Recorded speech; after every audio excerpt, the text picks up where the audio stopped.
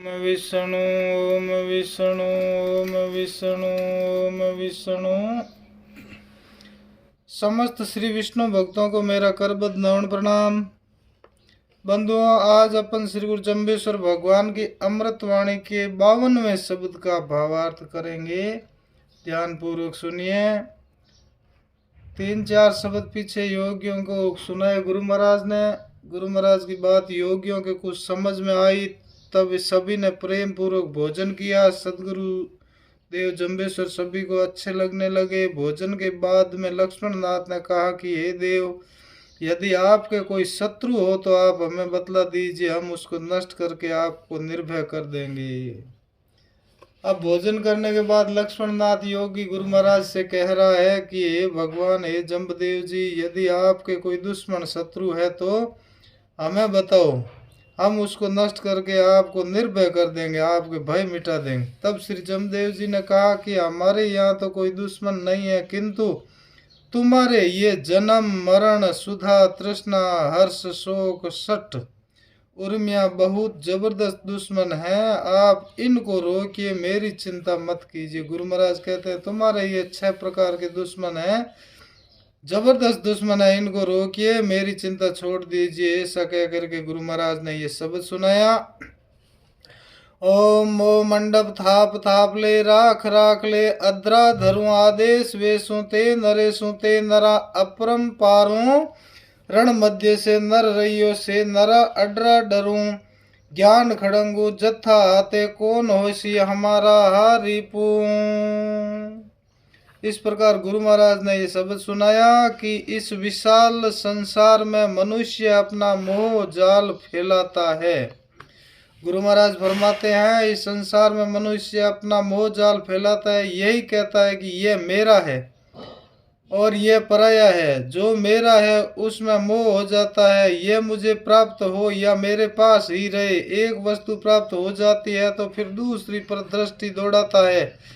सभी वस्तुएं तो प्राप्त होना असंभव है तो फिर दुखी हो जाता है। श्री जमदेव जी कहते हैं कि ये इस मोह के फैलाव को समेट कर मंडप बना लो। गुरु महाराज कहते हैं ये जो मोह माया इसके फैलाव को समेट कर मंडप बना लो। एक जगह परमात्मा में ही एकत्रित कर ले, वही तुम्हारे लिए भवन बन जाएगा, जो तुम्हें सहारा भी देगा। उसी दिव्य मोह निर्मित भवन के नीचे इन 5 ज्ञानेंद्रियां सहित मन को स्थिर करो। जब तुम्हारा मोह परमात्मा विषयक हो जाएगा तो वह प्रेम में परिवर्तित हो जाएगा। उसी प्रेम में यह मन भी लीन होकर स्थिर हो जाएगा। जब मोह का विस्तार समाप्त हो जाएगा तो फिर मन बेचारा कहाँ जाएगा, इसे भी परमात्मा की छत्र छाया में विश्राम मिलने लग जाएगा। वह चंचल मन अधर होते हुए भी धैर्यवान शांत हो जाएगा। फिर वह इंद्रियों सहित मन आपके आदेशानुसार चलेगा, बैठेगा, शांत रहेगा।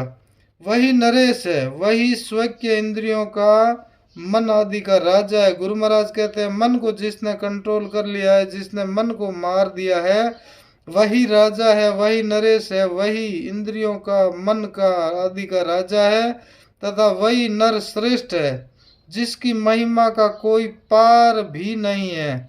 वही व्यक्ति पूजनीय होता हुआ जीवन को सफल बना लेता है। आगे गुरु महाराज फरमाते हैं मोह को जीत कर उसको जो उपयोग में लगा दे, अर्थात परमात्मा के प्रेम रूपी मंडप में परिवर्तित कर दे, ऐसा नर ही संसार रूपी युद्ध मैदान में संघर्ष करता हुआ इससे बाहर हो जाता है।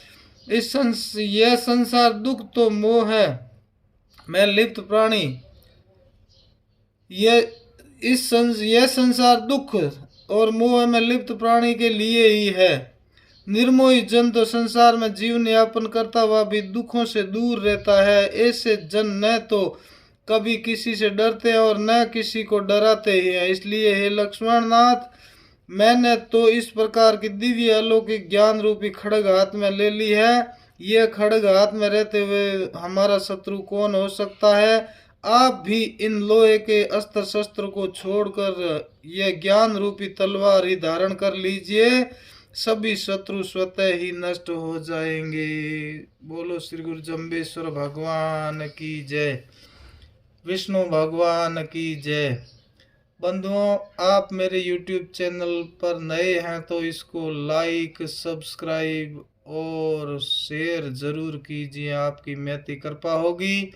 आपके एक लाइक और सब्सक्राइब से इस चैनल का बहुत बड़ा भाग्य बदल जाएगा और आपका एक सब्सक्राइब करने से कोई घाटा नहीं होगा, इसलिए इसको सब्सक्राइब यानी सदस्यता जरूर लीजिए। बोलो श्री गुरु जम्बेश्वर भगवान की जय हो।